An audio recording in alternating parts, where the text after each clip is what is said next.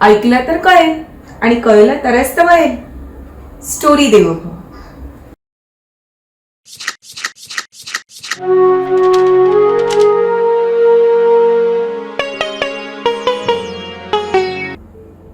एकदा एक माणूस एका बाजारात पोपट विकत होता. त्याच्याकडे 2च पोपट होते, पण एक पोपट तो 100 रुपयाला देत होता आणि दुसरा पोपट तो 500 रुपयाला विकत होता. म्हणून कोणी घेतच नव्हते त्याचे पोपट. पण तेव्हा एक राजा तिथून आला. त्याने जाऊन विचारलं, अरे तू एक पोपट 100 रुपयाला आणि दुसरा पोपट 500 रुपयाला असं का विकतोयस? तेव्हा तो माणूस म्हणाला, दोन्ही घ्या आणि मग बघा काय फरक आहे.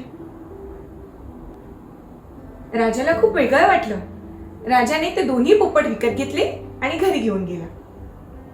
आणि त्याच रात्री राजाने 500 रुपयाचा पोपट आपल्या रूम मध्ये ठेवला. दुसऱ्या दिवशी सकाळ झाल्यावर तो पोपट बोलायला लागला. सगळ्यांनी नेहमी आनंदी राहिलं पाहिजे. कोणतेही काम आपण आरामात करू शकतो. कोणतेच काम आपल्यासाठी कठीण नाही आणि देव आपल्याला प्रत्येक कामात साथ देतो. हे सगळं ऐकून राजाला खूप बरं वाटलं. त्याचा दिवस पण एकदम मस्त जायला लागला. खूप पॉझिटिव्ह फील व्हायला लागलं त्याला.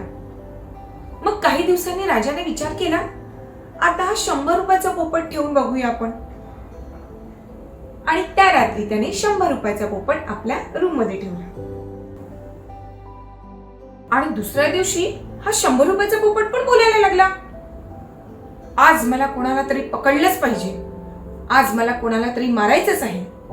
आज माझ्या हातून कोणीही वाचू शकणार नाही. पकडा, मारा. हे सगळं ऐकून राजाला खूप राग आला.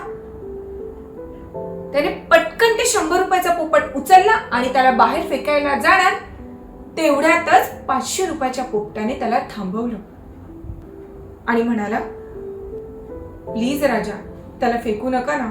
तो माझा सक्का भाऊ आहे. हे ऐकून राजा आश्चर्यचकित झाला.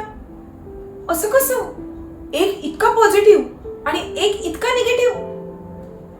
तेव्हा त्याने सांगितलं, ऍक्च्युली राजा, लहानपणी ना एका शिकाऱ्याने आमचं घर तोडलं.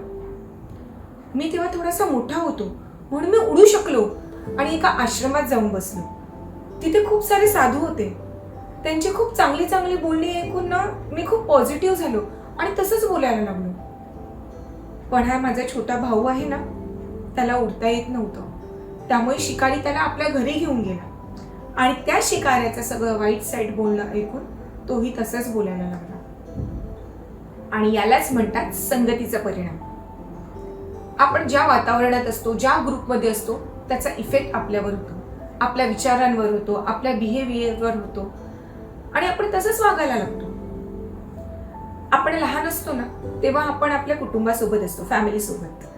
त्यामुळे फॅमिली पॉझिटिव्ह असणं खूप गरजेचं असतं. पण जेव्हा आपण मोठे होतो तेव्हा आपण आपल्या मित्रमैत्रिणींबरोबर, फ्रेंड सर्कल बरोबर राहतो. आणि म्हणूनच फ्रेंड सर्कल चांगलं असणं खूप जास्त इम्पॉर्टंट आहे. आणि म्हणूनच म्हणतात, सुसंगती सदा घडो, सुजन वाक्य कानी पडो.